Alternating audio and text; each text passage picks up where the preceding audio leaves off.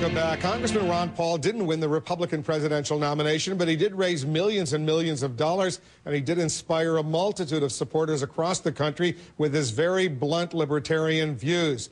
He's been no less blunt about his dislike of the multi-billion-dollar bailouts happening right now on Wall Street. Congressman Paul is joining us from Houston, Texas. Congressman, thanks very much for coming in. Thank you, Will. I want you to listen to President Bush because he painted a very dire assessment of what would happen if the Congress did nothing right now. Listen to this.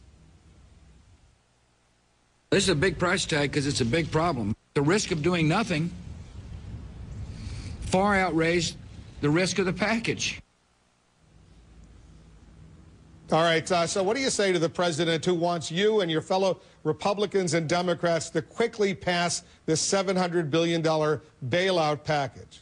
Well, I think that's a mistake because we don't have the money, but that doesn't mean you have to do nothing. I mean, we could reform the system. We could return to sound money. We could balance our budget. We could change our foreign policy. We could take care of our people at home.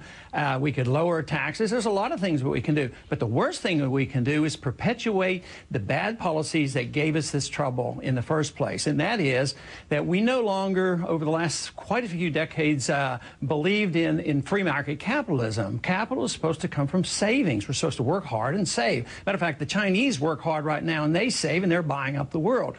But we borrow and spend and consume, and now it's caught up to us and it's undermining our whole system. But all we're doing now by coming back for $700 billion, you know, when the war started in Iraq, they said we needed $50 billion. And then Larry, whatever, I can't think of his name, he predicted it'd be 200, and he lost his job over it. Now we've spent $1 trillion. Larry Lindsay, I'm sorry. But and so this $700 billion, it's not going to do it. He was the economic advisor to the president. But what they're saying, what the Treasury Secretary, the chairman of the Federal Reserve, the president, and we heard Chris Dodd, what they're saying is this is no longer simply a bailout of these huge Wall Street firms. This is a bailout of Main Street, they say, because people's life savings, people's 401ks, their IRAs, their homes, everything would be lost. This would make the Great Depression, in effect, look like small potatoes if they didn't take this immediate action right now. Well, you could look at it the other way. This is Wall Street in big trouble and sucking in Main Street now and dumping all the bills on Main Street because, yes, there are a lot of those problems. There's no doubt about it, but destroying the dollar is much worse. You don't even have to have a 401k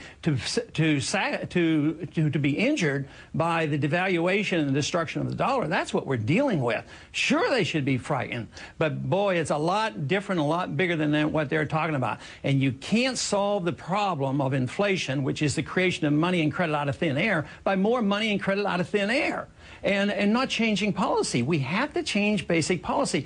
Yes, it would be painful, but it wouldn't last so long. What they're doing now, they're propping up a failed system. So the agony lasts longer. They're doing exactly what we did in the Depression. What they're saying, Congressman, is even those money market funds, the stuff that's supposed to be totally safe, that might not even be safe. And people who have money market funds, people who have their kind of sort of secure bonds, the whole financial system, they say, would be on the verge of collapse. You heard this dire assessment that they're. Are they simply exaggerating? Are they simply misleading the American people? Well, no, I don't think they understand it because how could they be safe if you destroy the dollar? It'll be more pervasive. If you have no investment whatsoever and you're dependent on a Social Security check and it doesn't buy anything, that's much more damaging. So, yes, there are going to be losses, but everybody lived beyond their means. When the prices of houses were going up, nobody cared about it. They kept borrowing against it. Oh, yes, that was fine and dandy. Everybody was making money, and the owner of their home kept borrowing and living beyond their means.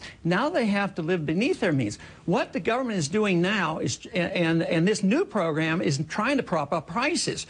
You want the price structure to adjust. You want the price of houses to go down. You don't want to fix the price of houses. You can't price fix. We've had too much of that. And that is our problem. We need a market economy. We need to believe in ourselves. We need to believe in, understand how the economy got us, how the government got us into this mess. And believe me, it wouldn't be that tough. It would be a bad year. But this way, it's going to be a bad decade. The Republican presidential nominee, John McCain, says yet another government institution needs to be created right now to deal with this crisis. I'm going to play a little clip of what he has in mind, and then we'll discuss. Listen to this. I will lead in the creation of the Mortgage and Financial Institutions Trust, the MFI. The MFI is an early intervention program to help financial institutions avoid bankruptcy, expensive bailouts, and damage to their customers. All right, what do you think? Is he onto something? Hardly. I mean, it's just more of the same, more government, more programs, more spending, more regulations, trying to prop up a system that has been undermined. The market is saying it's non-viable, and everything they're doing is trying to patch it up. The bubble has been blown up.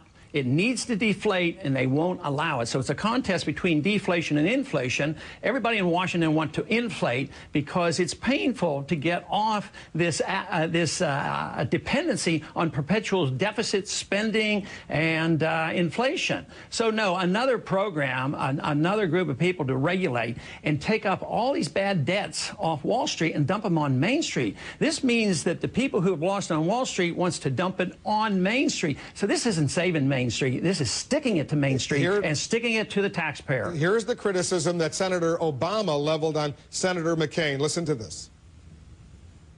He said he would take on the old boys network, but he seemed to forget that he took 7 of the biggest lobbyists in Washington and put that network in charge of his campaign.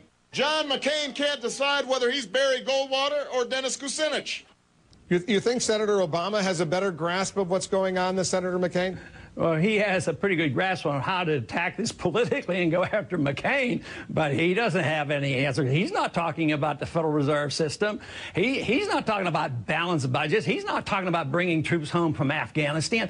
We have to live within our means. That's why I talk about foreign policy. We spend $1 trillion a year overseas. If you want to take care of people at home, you got to cut someplace. But here we're adding $700 billion to the budget, the national debt going up to $11.3 trillion. No, Obama offers no solutions, but he has some, pretty accurate points making when he criticizes McCain. I think he does that quite well. Who are you going to support? Well, neither one of those two. They don't offer any alternatives, so I will be looking at the alternatives for a vote in November. Thank you very much, Congressman, for coming in. Thank you.